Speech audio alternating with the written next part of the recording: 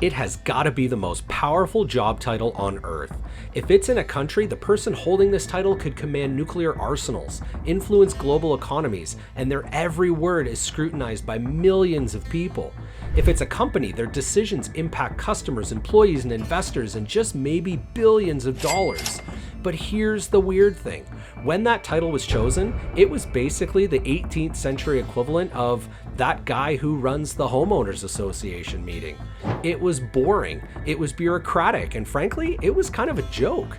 So how did a word that essentially means designated chair sitter become the title for powerful leaders around the world? Well, today on Phrases Explained, we're declassifying the history of the word president. To understand why president was such a weird choice for a national leader, we have to go all the way back to our old friends, the Romans. Like so many other governmental words, president comes from Latin. It's derived from the verb praesidere. Let's break that down with some high-tech visual aids. First, we have the Latin word prae, P-R-A-E, meaning before or in front of. And second, we have sedere, meaning to sit. Put them together and a praesident was literally someone who sat in front of others. That's it. Full stop. I told you, it is boring. It didn't imply divine right, it didn't imply military command, it just meant you were the person presiding over a meeting, making sure things just kind of worked and everyone followed the agenda. And for centuries, this is how the word was used in Europe. You had presidents of small colleges, presidents of local merchant guilds. If you were a 17th century England and you heard someone say they were a president, you wouldn't think powerful ruler. You'd think, oh, that's Bill, he runs the Tuesday night book club, or something really boring like that. It was a functional, administrative, and thoroughly unsexy word, which is exactly why it became so important in 1787. Enter the fledgling United States of America. They had just finished fighting a massive, expensive war to get rid of a king. So the founding fathers are sitting in Philadelphia at the Constitutional Convention, and they've figured out that they need a main executive guy to run things. But what do you call him? Well, believe it or not, this was actually a huge crisis for them. Words have power. If you give this new guy a title that sounds too fancy, everyone is going to panic and think you just swapped one king for another. The debate over the title was intense and honestly kind of hilarious. On one side, you had the Federalists like John Adams. They wanted a title with some serious pizzazz. They were worried that if the title was too weak, foreign leaders wouldn't respect the new nation. Adams suggested some truly wild options. Are you ready for these?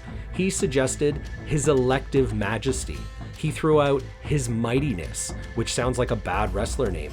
And my personal favorite, the one Adams really pushed for, was in full, His Highness, the President of the United States of America and protector of their liberties. Try fitting that on a business card. Adams argued that without dignified titles, the government wouldn't have authority. But others, like Thomas Jefferson and Benjamin Franklin, thought these titles were ridiculous and felt dangerously close to how a king would describe themselves. Franklin actually characterized Adams' obsession with fancy titles as, quote, the most ridiculous thing, end quote. And I got to agree with him. The anti-monarchy crowd wanted something boring. They wanted something that sounded like a public servant, not a ruler. They looked at that old Latin word used for college administrators, president. It was perfect because it was underwhelming. It didn't suggest owning the country. It just suggested presiding over its administration for a few years before going back to farming or whatever. In the end, the boring title faction won.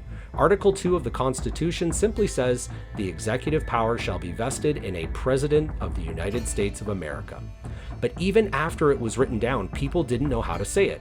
When George Washington arrived for his inauguration, people were awkwardly calling him Your Excellency. Washington, to his full credit, stopped them. He said, look, just call me Mr. President. That was a radical move. He was combining the common honorific Mr., used for any average guy on the street, with the title of a head of state. It cemented the idea that the office belonged to its people. So America adopts this weird administrative title for its head of state, and suddenly a strange thing happens. The American experiment, well, it sort of worked. The country doesn't immediately collapse, and the title president starts to gain some serious street cred.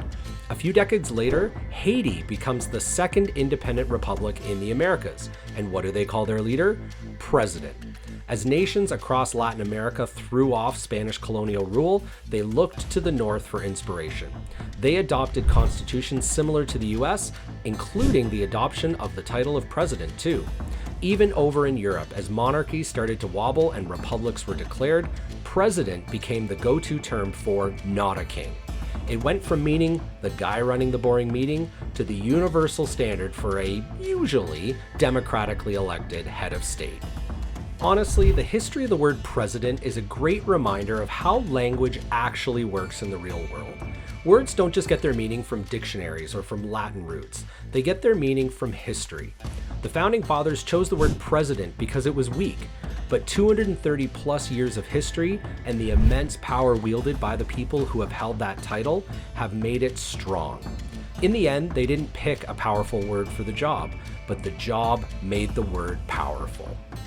You know, did you realize that by sitting in front of your screen and watching this video, you were basically president over it? Isn't that cool? If there's a common word or phrase you want the backstory on, drop it in the comments below. I read them all, I love reading them all, and they definitely end up on my list of potential video subjects, so keep them coming. And if you enjoyed learning why we don't salute His Mightiness, please hit that like button and subscribe to Phrases Explained for more linguistic deep dives. See you next time, friends.